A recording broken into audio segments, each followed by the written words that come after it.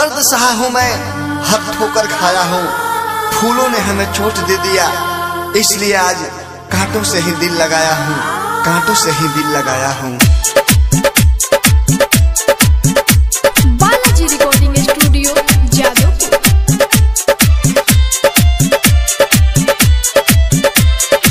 Presented by Anshubala music.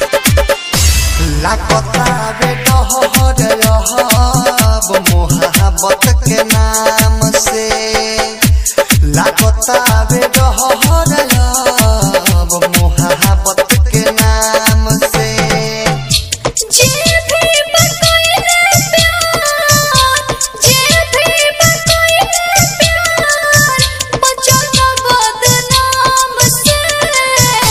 लागता बे डहर रहब मोहब्बत के नाम से, लागता बे डहर रहब मोहब्बत के नाम से। म्यूजिक डायरेक्टर टुनटुन बाबू साला।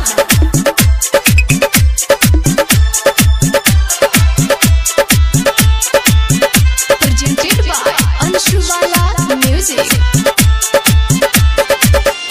लाख छुपैबा बाकी कहियो न छूटी,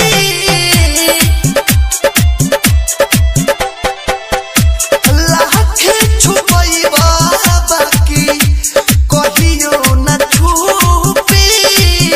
बड़ी छोट के लाई मोहब्बत के लूटी।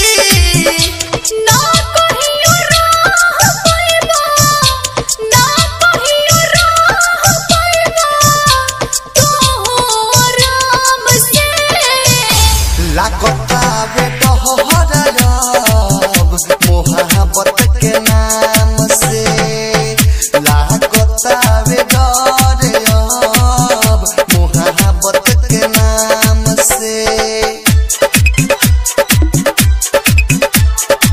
Balaji recording studio Jadavpur. Music director Tuntun Babu. Presented by Anshubala music. अइसन चीज हकी पल पल सतावे,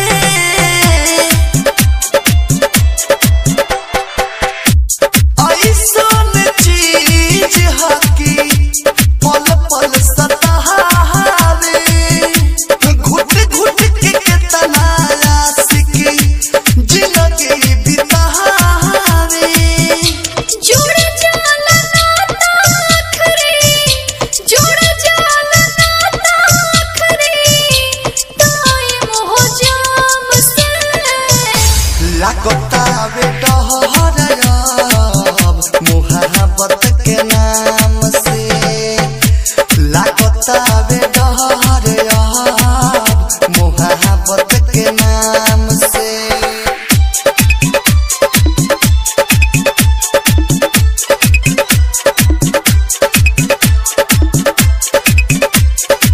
म्यूजिक डायरेक्टर टुनटुन बाबू साला।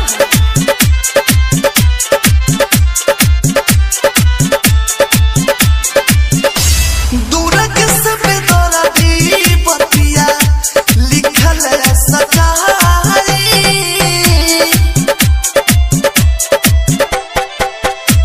दूरक से बेदर्दी अंशु लिखल सजाई।